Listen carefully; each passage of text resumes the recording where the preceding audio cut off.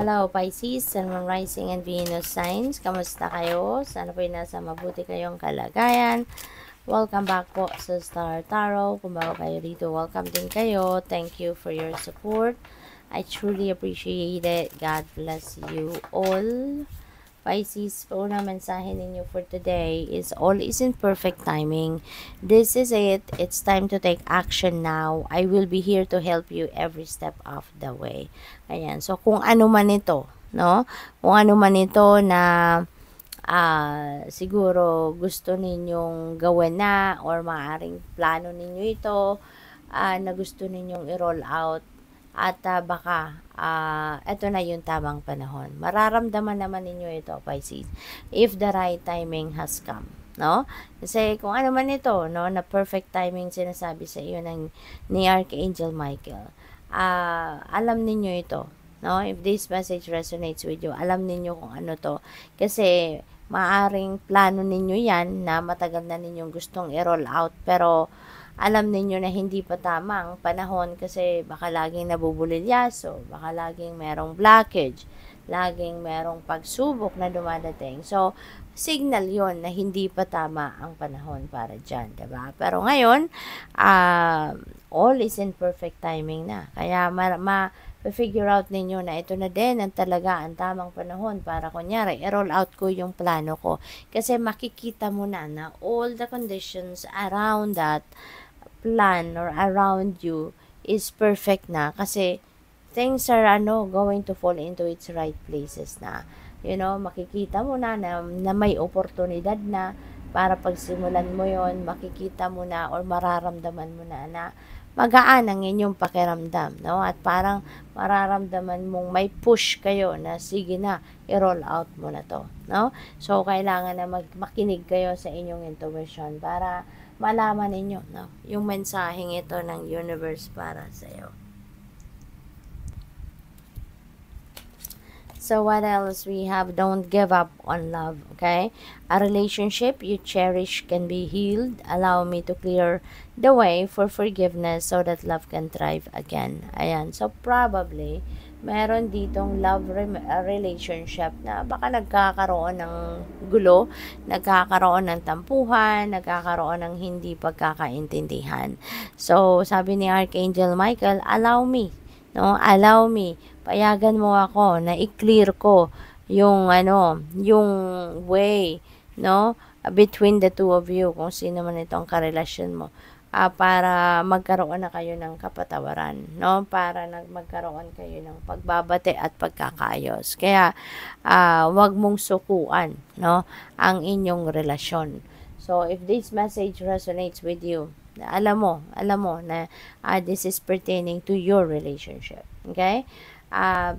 Kung hindi man, wag ninyong ipilit, kasi kung hindi naman talaga nag-aaway, wala naman talagang problema. So, ibig sabihin, hindi itong mensahe ay hindi ito para sa iyo. Okay? Kaya wag mong pilitin, baka magkaaway kami, baka walang ganun.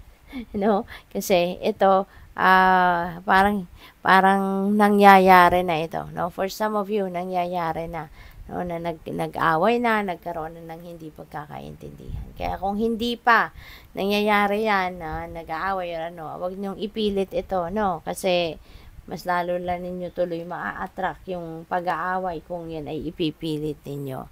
So, what else? We have no fear. Ayan, fear is a trap of the ego. Allow me to use my sword of light to free you from the disquieting feelings holding you back. Ayan, so maaring may takot na nararamdaman ang iba sa inyo dito, Pisces, regarding something sa buhay.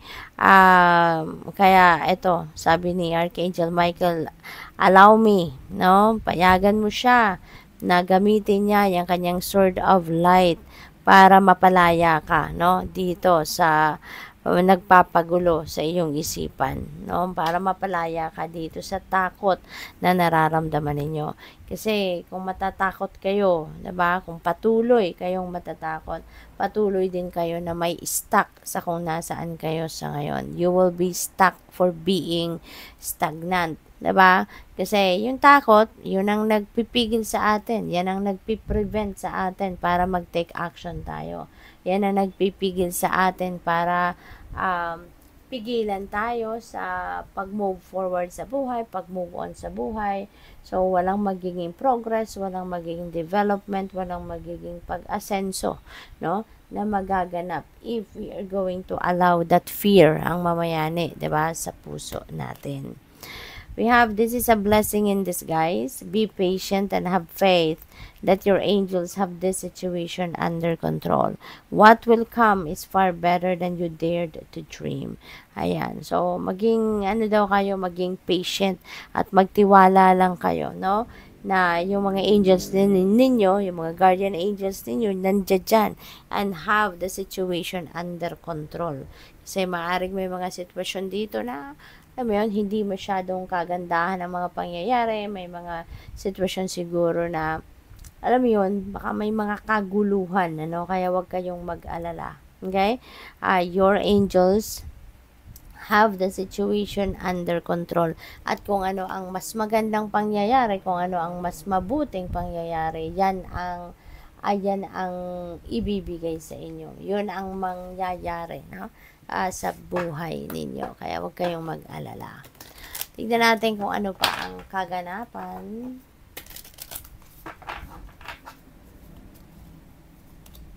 We have regret. I know that I cannot change the past. Ayan. So, magandang realization din ito. Kasi maaaring meron kayong mga pagsisisi. Maaaring meron kayong mga panghihinayang, no, sa ilang mga bagay-bagay na nangyari sa buhay ninyo. Pero maganda na meron kayong realization na naiintindihan mo sa ngayon na may mga bagay talaga, 'di ba? Na hindi mo na mababago kasi tapos na siya, nakaraan na. Alam mo na wala ka nang magagawa doon, wala ka nang control over that, wala ka nang power over that kasi nangyari na, no? We have peace. I am a being of love and I release all negative energy. Ayan. So, merong kapayapaan, no? Merong kapayapaan dito na gusto mong makamit, kapayapaan na gusto mong ma-experience. Kaya, alam mo din na para makamit mo to, kailangan mong i-release, no? Kung ano man ang nagpapa-worry sa inyo, ano man nagpapa-stress sa inyo. I-release na lahat ng negativity, lahat ng negative energy na nandiyan dyan sa katawan ninyo, yan ay pipilitin mo nang alisin, no, sa katawan ninyo para na maging matahimik ka na, maging mapayapa na ang inyong pakiramdam. We have failure. I understand that a mistake is only an opportunity to learn. Ayan, so napakaganda. Alam mo, parang mas nagiging emotionally matured na kayo sa ngayon, no?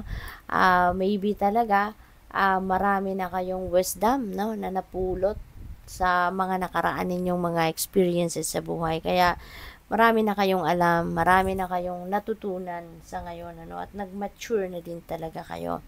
Sa ngayon, naiintindihan mo na, no, na yung mga pagkakamali mo, yung mga failures mo, hindi yon para sumuko ka sa mga bagay, no, na nag-fail ka or sa mga bagay na nagkamali ka. But, marirealize mo na yung mga mistake na yon, yung mga pagkakamaling yon, mga failure na yon is an opportunity, no, para sa'yo, para matuto ka.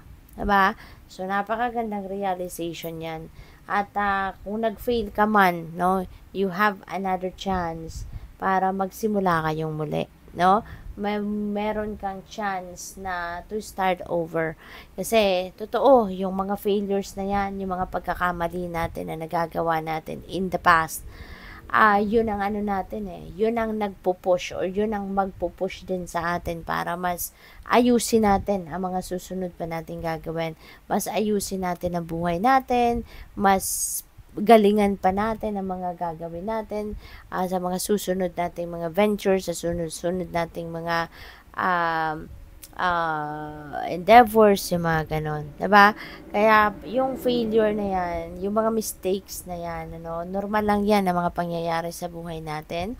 Kaya hindi ibig sabihin na nagkamali tayo, magkakamali tayo lagi. Hindi, diba? Yung mga pagkakamaling yan, yung mga failures na yan, ipanggising yan sa atin, no? It is also going to give us wisdom and lessons to be learned para sa mga susunod nating gagawin sa buhay ay hindi na nating muling gawin ang kung ano man ang mga pagkakamali o kung ano man ang mga naging dahilan ng failure natin. Ano yan?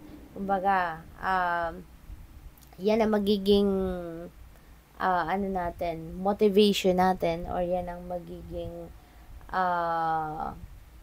inspirasyon natin dapat, no, para mas galingan natin ang mga gagawin pa natin, no? What else? Yun ang magiging motivation natin para mas magsikap tayo, 'di ba? We have surrender. I can release my need to control. Ayan, so napakaganda, 'di ba?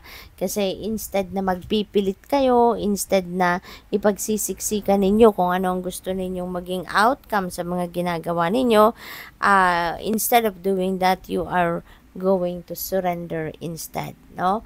Kasi siguro, naiisip ninyo na kung magsusurrender kayo sa universe, mas magiging stress-free kayo. 'Di ba? Mas makakangiti kayo, mas magiging magaan ang pakiramdam ninyo, magkakaroon kayo ng peace kasi inaalay mo na lang sa universe ang lahat-lahat, 'di ba? You are just allowing your destiny to unfold organically, 'di ba? Na wala na kayong pagpipilit, wala na kayong pagpe-pressure, wala na kayong pagkukontra, yung mga ganon. So, good luck. Thank you for watching. Love and light. Namaste.